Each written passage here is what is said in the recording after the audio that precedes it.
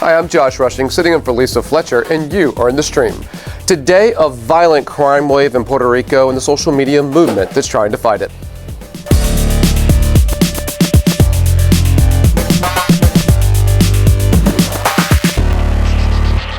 Our digital producer, Malika Bilal, is here looking out for your live feedback. Tweet her using the hashtag AJStream. Malika, what are we seeing in the community today? Well, people are focusing on the fact that they've had enough, and they're focusing on ways to mobilize on the ground. And that's summed up in this very poignant tweet from Adri, who says, "We live in constant fear of getting mugged or being at the wrong place at the wrong time. I don't even feel safe at home." For those of you at home, we'd like you to join the conversation. Tweet us with the hashtag AJStream. Well, it's hard to imagine living with that kind of fear. Joining us in the studio is Rafael Fantauzzi. He is the president of the National Puerto Rican Coalition based here in Washington, D.C. That's a group which advocates for Puerto Rican communities on the island as well as in the U.S. mainland. Rafael, welcome. Glad to have you with us. Thank you, Josh. Glad to be here. The Stream is a show that's powered by your participation. Now, one way to get involved is to send us a video comment or show idea. Just go to our website at stream.aljazeera.com, and you can see that big red button on the right there that says record your comment. Click on that and send us a video comment. It's just another way that you can be in the stream. My name is Barrister Morshad Mannan. I am a legal trainee, a lecturer, and I'm in the stream. On November 29th, Jose Enrique Gomez, a 32-year-old publicist from Puerto Rico, was reportedly robbed, doused with gasoline, and then burned alive. Jose Enrique's body was discovered 4 days later, and since then his death has spawned a social media movement calling for an end to the wave of violent crime in Puerto Rico. Using the Spanish hashtag Todos Somos Jose Enrique, netizens are declaring we are all Jose Enrique. Last year, Puerto Rico had its deadliest year on record with more than 1,100 murders. Much of that ongoing violence continues to be fueled by a combination of drug trafficking, gangs, and public distrust of the police. So what's being done to improve the security on the island? And can the aspirations of an online movement translate into real-world change? Here to help us answer these questions is William Ramirez. He's the executive director of the Puerto Rico chapter of the American Civil Liberties Union, or ACLU. He's joining us on the phone from San Juan, Puerto Rico. And in Loiza, Puerto Rico, we have Alana Feldman Solar. She is a general coordinator with Taller Salud, a community organization that provides psychological counseling and deals with at-risk youth. Alana and William, welcome to you both. Alana, with so many murders in the last year, what is it about Jose Enrique's murder that has really started this movement? It's interesting because I think what has been most apparent about Jose Enrique's murder is that he was the common guy. He was a man who came out of work. He went to get some money out of an ATM machine and called his wife and said he was going to get something to eat. So I think people can really identify with his situation, and I think a lot of people basically saw themselves in his case. That could have been me. I could have gone to an ATM machine. I could have gotten a bite to eat before getting home after work, and I could have gotten murdered or carjacked or anything else. Interestingly enough, as the case went along, a lot of other details started coming up that spawned a bigger debate beyond just the commonality and the fear in our society, to include other issues related to sexuality and gender and media and fear itself. But I think mostly that is the basic part of what called attention of most people here in Puerto Rico. Can you elaborate a little bit on why issues of sexuality and gender were brought out by this case? Oh, of course. As the case was being investigated, there was suspects who turned themselves into the police, and they said that Jose Enrique had been carjacked, hijacked, kidnapped when he went to a certain area in the town of Caguas that is known for prostitution. And so the man who was understood by the whole community and the whole island as being, the common Puerto Rican man and this could have been anybody. All of a sudden, there was a whole moral argument as to whether he was he brought it on himself, whether he should have been looking for sex, whether he was at all looking for sex, paying for sex, whether this is what he gets for making the wrong choices with his life and his sexuality and other issues related to that. And that's where the whole conversation in the social media related to the most popular show in Puerto Rico comes in, because this very popular show in Puerto Rico is mostly a gossip show, but it passes for news. And the main character in the show basically said on air that this is what he gets for looking for, hanging out with the wrong people in a place known for prostitution and homosexuality. And that's what people get when they look for that. So then the conversation was really expanded beyond just that. This is the common man looking, going about his own business. And it becomes a question of, can you be safe doing anything? Do you ever look for murder? Do you ever call it upon yourself? Does anybody deserve to be burnt alive? Are we being moralistic and judging people because of the choices that they make in relation to their gender and their sexuality and their sexual orientation? Rafael, Alana just mentioned the show on TV, of course, with the puppet, and that led to a huge outcry online with this hashtag boycott a la Comé. We got a comment here from El Rafa who says, this is a clear disregard of human life and a much bigger disregard to use his life as part of the mocking campaign that is to the day-to-day of the TV show. Puerto Rico is fed up, and hopefully it will serve as a turning point for many Puerto Rican lives. There's also a video comment on those same lines. Have a listen. Sure. Julio Ricardo Varela, Julito77 on Twitter from Miami. Quick question about the Boycott La Comay movement that's going on. It's gone on for a week. Sort of a sub-story of what is happening with Jose Enrique. Can you speak to its effectiveness or ineffectiveness of the last week? And where do you think the movement is going on social media? Thank you. So are boycotts like this effective, and will we see a change? This movement that started on the social media, because not just of the comments of this show, it's called Super Exclusiva, which not only airs in Puerto Rico, but it also airs on the mainland under Guapa America cable access. Historically has made this kind of commentaries, and they have been sued by a lot of folks because they try to undermine people's reputation, and they specifically utilize the homophobia kind of fear and conservatism on the island and religious values to place themselves as, we are highlighting things that we should be highlighting in the community. But the bottom line is, this adds no value to the community. This show has no value to the community. It actually is a man that is dressed up as a doll that is a woman. So first of all, it's stereotypical to promote that women are gossipers. He doesn't show his face when he's saying all of this commentary. So, but would a boycott of this show in particular lead to changing the reality on the ground in Puerto Rico? I have to tell you, I think it is working. I think it's working. First of all, this is the first time that a lot of advertisers, local and national advertisers, have basically pulled out of their advertising. Walmart and AT&T are two of the Walmart ones and that have pulled AT&T. out. As a matter of fact, our organization, who has a relationship with those corporations, send messages to them, and I said, you have to adhere to your values of advertising, and this is a show that really adds no value to your corporation except access. But guess what? There's other ways to gain access for corporations, and I think that this is going to take another level. It keeps increasing in the social media. Before I came here, it was already in 70,000 people have liked their Facebook page. That's unheard of. It's unheard of in Puerto Rico because also, the internet usage on the island, it's not as high as the internet usage on the mainland. So this to me is very significant, and I think it will prove to the folks in the community that being involved in things like this, they can actually exert their opinion and add some value to the community. William, Puerto Rico has the second largest police force in the United States, 17,000 police officers, and yet you still have 850 murders this year. There was one weekend in November where there were actually 20 people who were killed. What's going on with the police there, William?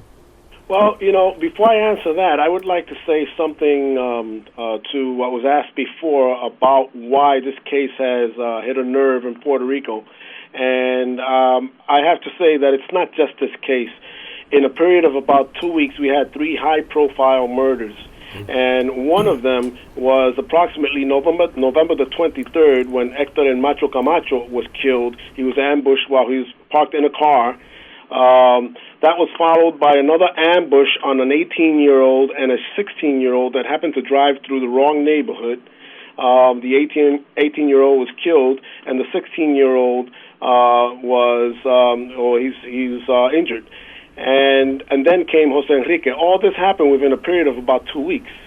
So when Jose Enrique's case came about, I think that was the straw that broke the camel's back. Sounds like it might be a tipping point there, William. Do you think there might be change coming from this? I think so. As I mentioned earlier in an off-air talk that we had, we're not big on censoring the media. It's not something we do. However, just like we believe that the media has a voice and should be able to express itself whether we like it or not, the audience also can express itself. So, the right to free expression goes both ways, and I think that the social media campaign has been a way for the public to react to La Comay without actually censoring it, which is something we personally would not favor. But it has had a positive effect for the viewers or for the people that are responding to the comments that this character has made over the air. And we know that sponsors are pulling out.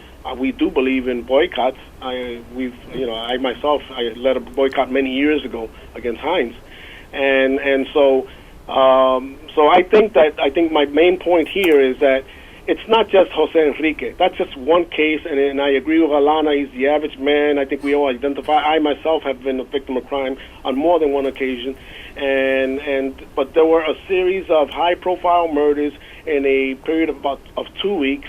And this is pretty much a straw that broke the camel's back now. Well, our community agrees with you that this is the straw that broke the camel's back. Alana, there's a tweet here from Miguela, and she says, having prominent Puerto Rican celebrities such as Ricky Martin and Victor Manuel involved in the campaign has inspired people. And of course, she's referring to the Todos Somos Jose Enrique campaign. This is a photo on Instagram that you can see on my screen here. But there's another tweet from Mikey who says, anyone can post a picture, but will people take the next step towards real change? And what is the next step? Alana?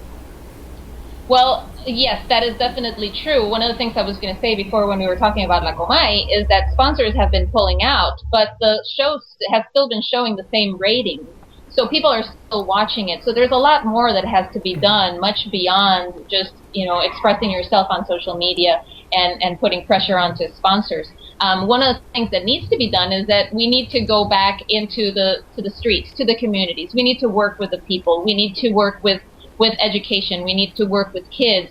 At least Taller Salud has a program called Acuerdo de Paz, and what we do is we work directly with the kids that are 15 to 29 years old. Some of them are not kids, they're youth, that are at highest risk of becoming involved in acts of violence, not just as victims, but also as perpetrators.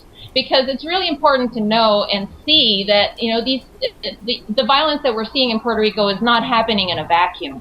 It's happening after a long history of poverty, of lack of resources, of discrimination, of lack of opportunities. I mean, we work with youth who basically have created their own structure to survive once they have found that the traditional and accepted societal structure is not available to them. And it's in the town that we work in Loíza, has one of the highest rates of homicides on the island. Nonetheless, this year that we've been working with kids on the streets, we've seen a reduction of 54%. So we really believe that we can go out there and be a positive influence on the people who are involved in making decisions about crimes, and that we can help them make better decisions. So let's talk about that. The people who are involved in making decisions about crimes. Is there likely to be some kind of legislative movement coming out of what's happening on Puerto Rico right now? Is the government going to change or adapt or respond to this in some way? You know, we certainly hope. As a matter of fact, the governor-elect of Puerto Rico is arriving in Washington, D.C. tonight. And we're hoping to engage him before he leaves on Friday to talk about what can we do. We've already engaged the new president of the Senate, who is a longtime friend of our organization and the community here on the mainland. I think what's important to highlight here is, you know, what's going to happen next. Yeah, we need to call the community to stop watching the show. You know, but at the same time, here's an opportunity for community leaders, the Puerto Rican community leaders on the mainland and the island, to now engage these corporate people that have left this show and say, you know, you're investing millions of dollars in this advertising, and you need to start investing millions of dollars, also some of those millions of dollars, with all of those community organizations on the island that are offering services like Alana's organization. That is something that's lacking. There's very little corporate social responsibility, and I think that this is an opportunity that we need to seize, you know, and this is have a call them to action. It's a call to action for Walmart, AT&T, and I'm already engaging both of these corporations and saying, let's go ahead and talk about how you can brand your companies in a more responsible way and actually engage dialogue in the community, engage the family structure and real values versus watching a show that's just gossip that adds no value. Wow. I want to go back to Alana. It was just setting in what you were talking about there with me, and I thought about the first tweet that Malika brought out in the show about living in this kind of fear all the time. What's the psychological and emotional impact of that kind of fear on the youth that you're working with? The youth that we work with, they're very atomized, let's say. We work in a community, Loíza, a town of about 30,000 people, 35,000 people, that's divided into communities. And we don't have, our kids don't identify in groups of gangs. They identify according to community. And we have our kids that basically will say, I cannot leave my community. I can't go out of this, you know, group of maybe 25 blocks because I'm in danger if I walk into another community because that's a different band over there. And it's a pattern that you don't necessarily see in all of the towns in Puerto Rico, but you see it in Loíza, and like William said, you see it in Ponce, where something exactly the same was happening with those two kids just a few weeks ago. So among the men who are 15 to 29 or 15 to 30 years old, there is a big consciousness and awareness that, you know, they belong in their communities and that it's very hard for them to go find opportunities outside of their community, not just work, but how do they get to school? How do they study? How do they go make, you know, shopping for their food? So we have some communities and some kids that are very isolated, and it's like they're in jail, only they're free within their community. Well, William, looking at the next steps, we asked our community if the U.S. should be doing more to ensure the security of Puerto Rico as a U.S. territory. Suave on Twitter says, what about giving Puerto Rico full self-determination? It's turned into a feeder nation for the U.S. And Michael says the U.S. should not have territories, either states or neutral neighbors. The idea of territories does not fit into our myth, he writes on Twitter. I'd like your thoughts on that and whether or not the U.S. federal government should be stepping in. Well, yeah, you know, the drugs and the arms that are coming into Puerto Rico are coming in through U.S. borders. The Puerto Rico police does not police the borders. The federal government does. So we have arms coming in through customs. We have arms coming in and drugs coming in through all the different areas that only the federal police police. And so there's a problem there. And that can't be dealt with locally because there is no jurisdiction Puerto Rican government does not have jurisdiction of these borders. So they definitely have to do more to police the borders and not allow the drugs and the arms to come in. With regard to the so-called plebiscite that we recently had, which is nothing more than an opinion poll, you know, it's now being alleged that the people of Puerto Rico voted a certain way when, in fact, that so-called plebiscite does not comply with international human rights law. Okay, Rafael, putting aside the plebiscite and the confusing wording of the voting, how would statehood or status quo, how does that issue, how would it affect what's happening with the security in Puerto Rico? Would it have an impact on it either way?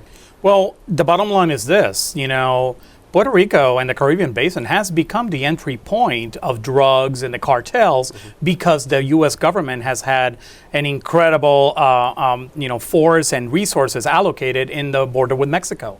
So guess what? They're going to look for where the gap is. It's a Swiss cheese. Puerto Rico's a Swiss cheese into the mainland. So the federal government, we are under the regulation of the federal government. It's the federal government's responsibility to allocate the resources. And right now they're not. So regardless of what status Puerto Rico has, we are still have a relationship with the United States. And it's up to Congress, it's up to Homeland Security, and it's up to the FBI and the military to work together with the local government in order to stop that influx. Well, William, the local government there has the second largest police force in the U.S. at, I think, 17,000 officers, and yet you still have almost 1,000 murders this year. What's going on with the local police force there? Well, part of the problem is that we have a local police force that, over the history of Puerto Rico, has been corrupt and has engaged in criminal behavior itself. The Justice Department clarified that over the years of between 2005 and 2010, we had 1,700 officers arrested for crimes including drug trafficking and murder. And that would be equivalent to 10% of our police force. So that's part of the problem. The other part of the problem, which both the ACLU and the Justice Department found, is poor training. The police department, when it acts when it gets involved in corruption or in crime, it does so with impunity. There is no oversight mechanism set in. There is no training that is taking place that would prepare the police to actually conduct full investigations of this crime. And I think the worst part of all, there is no community policing. There is no relationship between the police and the community. And recently, the Puerto Rico government put out a series of newspaper ads, full-page ads, spent a lot of money to encourage the people to work with the police and kind of paint the picture that the police and the people are friends. All right, hey, thanks, William. We're going to stop it there. We're going to continue this conversation in our online post-show. I'd actually like to pick up with what we can do, what should be done moving forward. So be sure to log in at stream.aljazeera.com for that. But before we get to that, Malika has a few other stories. The stream is following.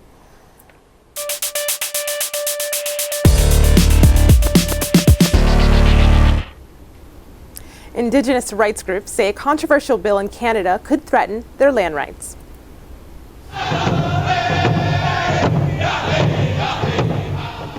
Fueled by social media, thousands in Canada protested against the C-45 bill on Monday, including this group of demonstrators at a city square in Edmonton.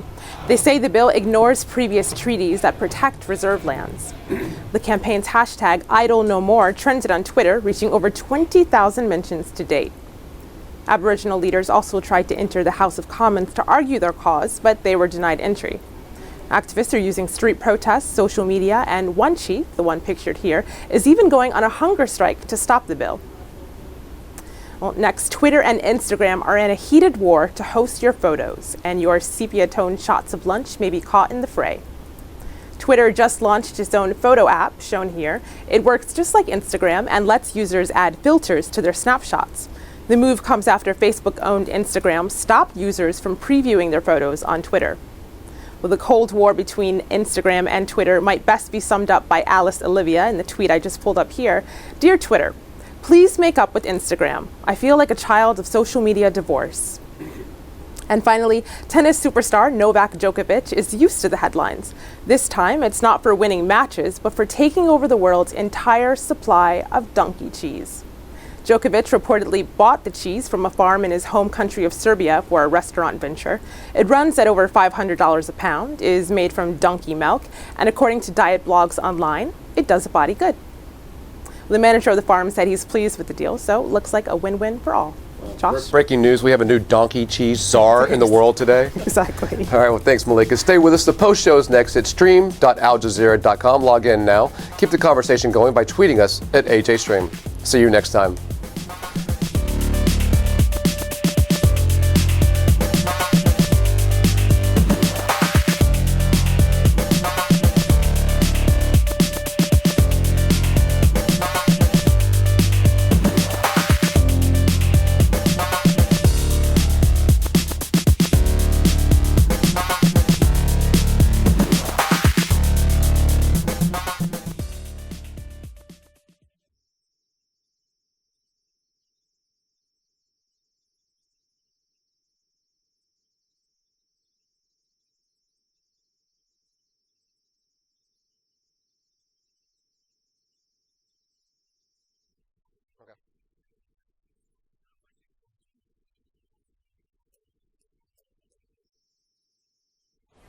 Welcome back. This is the online post show at stream.aljazeera.com. We're picking up on our discussion on violence in Puerto Rico, namely the murder of Jose Enrique Gomez, and the reaction it's generated on social media. William, I'd like to go back to you. I was just discussing with Rafael on set here that your organization there, the ACLU, put together a report, or I guess pushed the government to put together a report about the local police and the practices. I think you were alluding to that in the last answer there. I'm curious, has the government taken any action on that, and what happens now that the government is changing hands? Okay, well, look, we do have a report, and prior to that report, about 9 months prior, we had the United States Justice Department report, which is also a product of many years of us complaining to the Justice Department. Both reports are based on 8 years of our work at the ACLU in Puerto Rico, and where we were investigating a series of police misconduct and corruption. And we worked with the Justice Department for a while until we finally got them to release the report.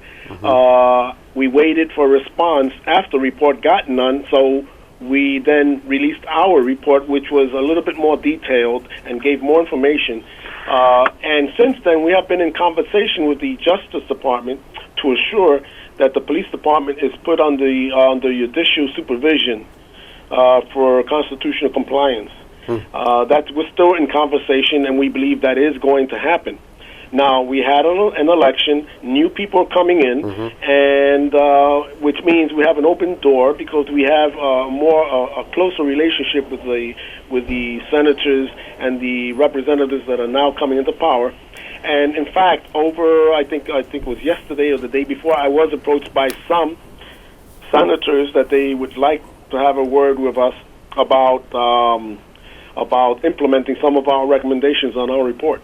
So perhaps the change of power actually will bring more change in terms of your report. Alana, it strikes me that the youth that you work with, the age group that you work with, is probably not that dissimilar to the Streams community, the age group of the people that are active in our online community. I'm curious, is there anything that people in our community can do to perhaps connect with the youth that you work with? That's an interesting question. Most of the youth that I work with, they're not necessarily online, except now that cell phones are so connected on the internet, they do get Facebook and Twitter and things like that. But like somebody else was saying earlier, the internet access on the island is still it hasn't penetrated as much as it has in other parts of the world and maybe the U.S. Well, just as a side note, while you're talking about that, we actually put up your Twitter hashtag I think it was @TSalud, so that our followers can tweet you. There you go, @TSalud, so they can at least get ideas out to connect with you. Rafael, go ahead, Alana. Did you have something more? No, I was just going to say, and they can come up with their own ideas of how they can maybe connect with our kids. Rafael, do you see any changes with the new administration in Puerto Rico affecting the violent crime over the next year? We certainly hope. I mean, that's all we can do and say. We certainly hope. I know that organizations like the ACLU, like ours, and some other organizations on the mainland and the island will continue to put the pressure on elected officials to do what's right. I know for a fact that the new administration knows that that's the emphasis which they won the election, which is jobs, the economy, crime, and they're going to focus on that versus something else that might be distracting. And we hope that they do. If not, we're definitely there to remind them. William, are you looking for more federal resources in terms of the DEA, the Coast Guard, anti-drug forces to be present and active in Puerto Rico? Well, no, we're not necessarily advocating for the federal government to come in here and federalize further a police department that's pretty federalized. But we're saying, with regard to the federal government, is that they should do their job in protecting the borders. I mean, drugs and arms come in through federal borders, and do states get more resources to protect borders than territories? Sure, the borders, yeah. The police has to do its work. We have plenty of police officers. They need to be trained, and they need to be held accountable for misconduct. But the actual weapons and the drugs that are coming in is one of the major problems, since the main topic here is crime, is one of the major problems that we're having in Puerto Rico. Now, that's out of the reach of the Puerto Rico Police Department. That's really a federal issue. And so they really need to step that up. And I think that's what we would be looking at. We would not be looking at necessarily having the federal government come in and let's say, federalize the police, for example, although we believe that the police department needs to be supervised by the court in order to comply with constitutional policing. Well, Alana, I want to loop this back to something you just said our community is picking up on, and you mentioned the low internet penetration in Puerto Rico. Mikey says, well, then is this campaign just another Coney clicktivist trend that will die out as soon as it started and end up forgotten? And of course, he's referring to the Stop Coney 2012 viral campaign that kind of went on fire online. There's also a tweet from Hassan, though, who says, crime and insecurity can only be curbed when the government works to reduce poverty. So I want you to kind of link those two things. One, does this campaign have any effect if people online aren't the same people, that could make a difference? And secondly, is reducing poverty and focusing on poverty reduction efforts part of the solution? I'm not sure if you can hear me. I can't hear you anymore. But one of the things that has been argued about the Boycott La Comay campaign is that it was actually started by Puerto Ricans who are not in Puerto Rico. So there has been some questioning as to whether it's another form of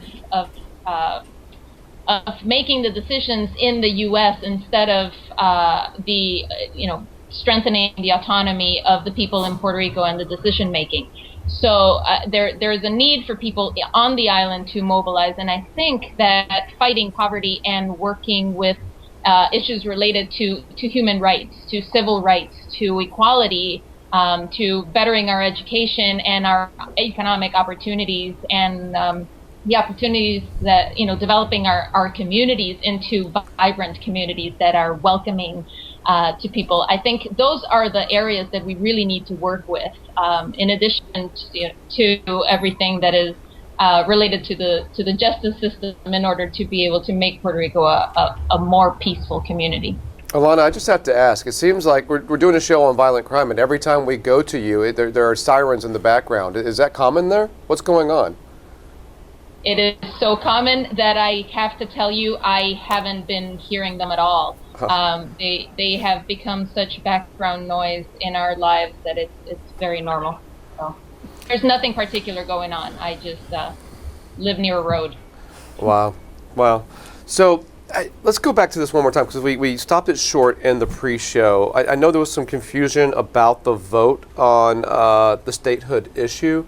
What happens now moving forward? Do they have to have another vote where it's clear, or what happens? Well, before we touch on that, I just want to make a comment for something that Alana said. Even if the movement started outside of Puerto Rico, Puerto Ricans on the island need to embrace that, because we are working very hard here every day That's a sensitive topic for you, because you work with the communities here. Absolutely. Yeah. I represent every Puerto Rican.